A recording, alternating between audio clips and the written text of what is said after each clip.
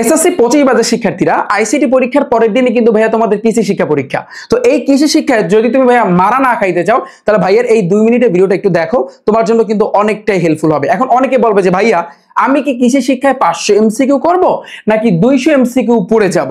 তো আমি কিছু তোমাদেরকে পয়েন্ট বলবো, এই পয়েন্টগুলো তোমার মান্য করতে হবে এবং আজকে আমি তোমাদেরকে এমসিকিউর সাজেশন দিব, এমসিকিউর পিডিএফ আজকে আমি তোমাদেরকে দিব, যেগুলো পড়লে কিন্তু ভাইয়া হবে।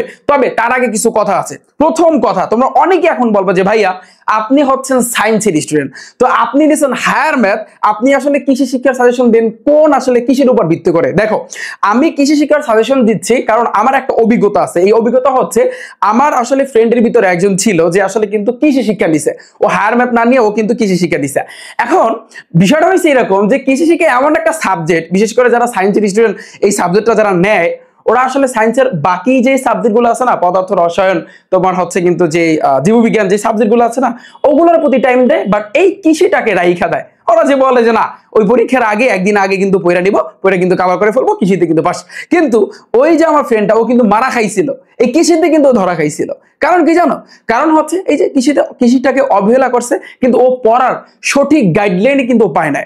তো ও যেটা করছে আসলে ও ধুমায়া ওই যে গাইড থেকে এমসিকিউ পড়ে গেছে। মানে ওর হাতে টাইম কম ছিল তোমাদের মতো, যেমন তোমাদের আগামীকালকে তোমার হচ্ছে কিন্তু কৃষি পরীক্ষা, তোমার হাতে তো এখন টাইম নেই, তুমি এখন কি করবা? গাইড থেকে ধুমায়া এমসিকিউ করবা। বাট ভাইয়া এই ভুলটা কইরো না, এই ভুলটা করলে কিন্তু আমার ফ্রেন্ডের মতো তুমি কিন্তু ভাইয়া মারা খাবা।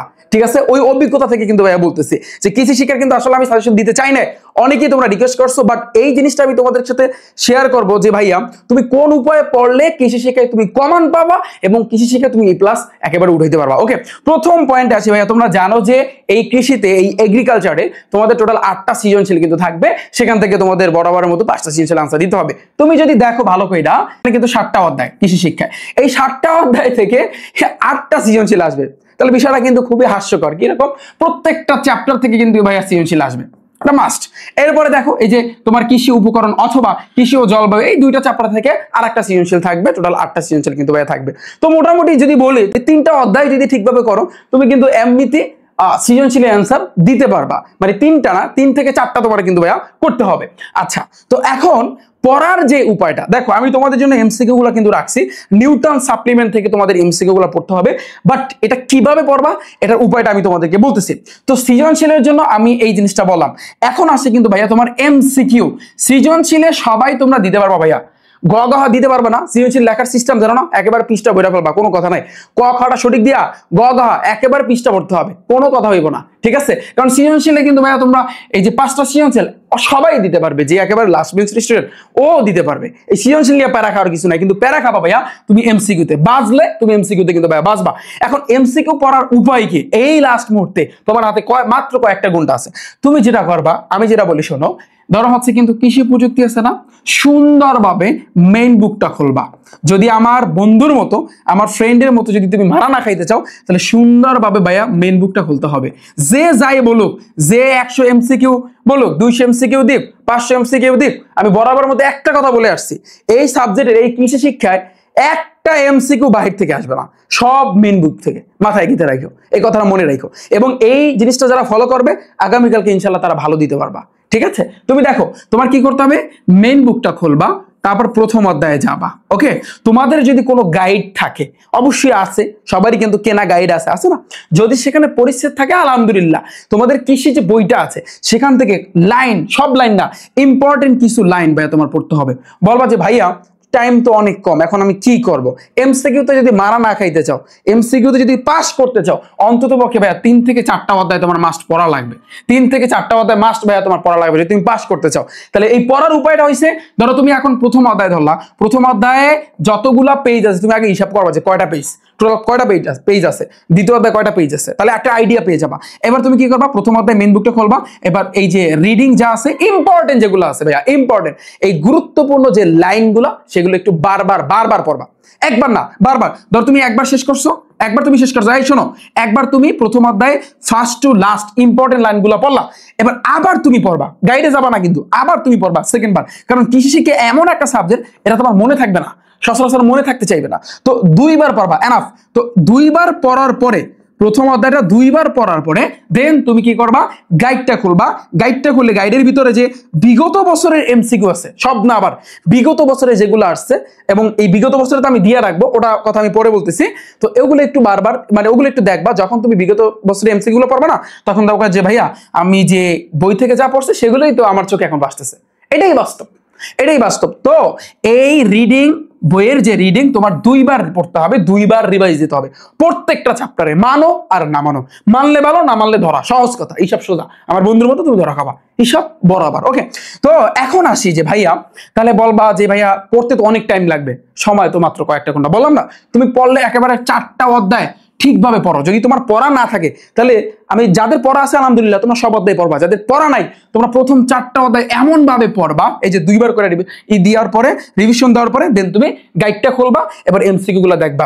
আমি যেটা মনে করি পার্সোনালি 7টা অধ্যায় হাইয়েস্ট আমার পড়তে 7 ঘন্টা, যদি একেবারে জোর দিয়া পড়ি, একেবারে যা আছে 14 গোষ্ঠী সব পড়ি, 7 ঘন্টার মধ্যে শেষ করে ফেলা যায়, কোনো অসুবিধাই নেই। আর তুমি যদি এই মেন বুক যদি পড়ো তাহলে সৃজনশীলের আইডিয়া এমনিতেই পাবা, ওই সৃজনশীল নিয়ে প্যারা খাওয়ার কিছু নাই। তো এই জন্য বলি ভাইয়া এক একটা অধ্যায় তুমি 1 ঘন্টা করে টাইম দাও, তোমার হাতে তো এই টাইমটা আছে না, 1 ঘন্টা টাইম দাও, 1 ঘন্টা একটু পরিশ্রম করো, 1 ঘন্টা এক একটা অধ্যায় 1 ঘন্টা করে টাইম দাও। তো 1 ঘন্টার মধ্যে তুমি বইয়ের রিডিং পড়বা।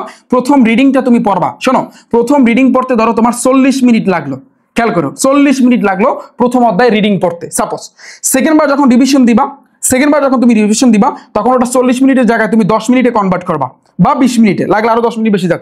এরপরে 10 মিনিটে যখন তুমি নিছো, মানে 2 বার রিভিশন দিছো, এরপরে তোমার বাকি যে 10 মিনিটে তুমি গাইডের এমসিকিউ গুলো দেখে ফেলবা, 1 ঘন্টা ডান। যদি বলো যে ভাইয়া 10 মিনিট আমি পারবো না, এখানে লাগবে 40 মিনিট, এটার অর্ধেক লাগবে, তাহলে 20 মিনিট দাও, আর বাকি 10 মিনিট এখানে দাও, অর্থাৎ 1 ঘন্টা 10 মিনিটের ভিতরে তোমার একটা অধ্যায় ডান। এটাই আসলে কিন্তু পড়ার উপায়। এরপর পয়েন্ট আসি ভাইয়া, তো এগুলো তুমি প্রথমে কি করবা, প্রথম অধ্যায়, দ্বিতীয় অধ্যায়, তৃতীয় অধ্যায়, যে কয়টা অধ্যায় তুমি পারো এগুলো তুমি শেষ করবা, কিন্তু সবগুলো পড়ার একটু দেখার কিন্তু চেষ্টা করবা। ওকে, এরপরে তুমি আমি যে একটা পিডিএফ দিয়ে রাখবো এই ভিডিওর কমেন্ট বক্সে, অথবা যারা ইউটিউব থেকে দেখতেছো ভাইয়া কমেন্ট সেকশন চেক করো, সেখানে পিডিএফ এর লিংক দেওয়া আছে, অথবা ডিসক্রিপশন বক্সে আমি দিয়ে রাখছি।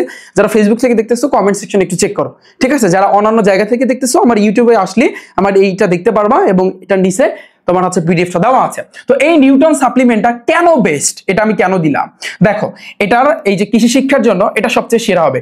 এটা একটু টাইম আবার বেশি মানে অপচয় করা যাবে না। যেটা বলি শোনো, এখানে তুমি দেখবা নিচের দিকে যদি যাও এই পিডিএফটা, তুমি দেখবা সেখানে স্কুলের তা দেওয়া আছে, আদৌ অপরার কোনো দরকার নাই, টাইম ওয়েস্ট করার কোনো প্রয়োজন নাই। এরপর আমি যদি আরেকটু প্রথম থেকে নিচের দিকে যাই, তুমি দেখবা এখানে সৃজনশীল দেওয়া আছে, এগুলো দেখার কোনো টাইম নাই, তুমি মাঝ বরাবর যাবা, আমি আবারও বলি মাঝ বরাবর যাবা। এই যে মাঝ বরাবর আমি গেলাম, মাঝ বরাবর এই পিডিএফ এর মাঝ বরাবর। কেন? কারণ এইখানে কিন্তু তোমার এমসিকিউ দেওয়া আছে। যেমন এখানে দেখো ঢাকা বোর্ড 2023 কিন্তু ভাইয়া দেওয়া আছে যে কোন পোকা চারা পাট, এই যে এগুলো সলিউশন কোথায়, এগুলো সলিউশন তুমি দেখতে পারবা এইটা ঠিক নিচে, একটু ছোট করে নিবা। এই যে দেখো 1 এর গ, 2 এর ক, 3 এর গ, তুমি এগুলো একটু দেখবা, কয়েকটা বোর্ড একেবারে লাগলে মানে তুমি আগে এগুলো সব কমপ্লিট করার পরে গাইড টেড পড়ার পরে দেন একেবারে ফিনিশিং এ এই যে জিনিসটা আমি দিলাম, এটা শুধুমাত্র ফিনিশিং এ দেখার জন্য, চোখটা বোলানোর জন্য, যে 23 সালে যা আছে সবগুলো বোর্ড একটু দেখবা, অন্তত পক্ষে 23 এর তা, যদি যত সময় লাগুক তুমি 23 এর তা সবগুলো দেখবা ভাইয়া, দেখবা এগুলোর ভিতর থেকে কিন্তু ভাই তোমার কমান আসবে। আর যদি টাইম পাও 22 এর তা যদি দেওয়া থাকে তাহলে সেগুলো একটু দেখবা, মানে বিগত বছরে যা দেওয়া আছে সেগুলো একটু দেখো। ওকে, সো এই ছিল কিন্তু ভাইয়া ছোট্ট একটা কিন্তু সাজেশন। তো আমার ফ্রেন্ডের মতো তোমরা আসলে মারা খাইও না। তো এটাই আসলে তোমাদের কাছে আমার অনুরোধ যে ভাইয়া তোমরা ওই এমসিকিউ না পড়া মেন বুকটার প্রতি একটু ফোকাস দাও। মেন বুক পড়লে তুমি সব পারবা। তুমি লাস্ট বেঞ্চের স্টুডেন্ট, তুমি বলবা যে আমি শেষ বেঞ্চের স্টুডেন্ট, আমার পক্ষে সম্ভব না, আমি তাহলে তোমার মাইট দেবো।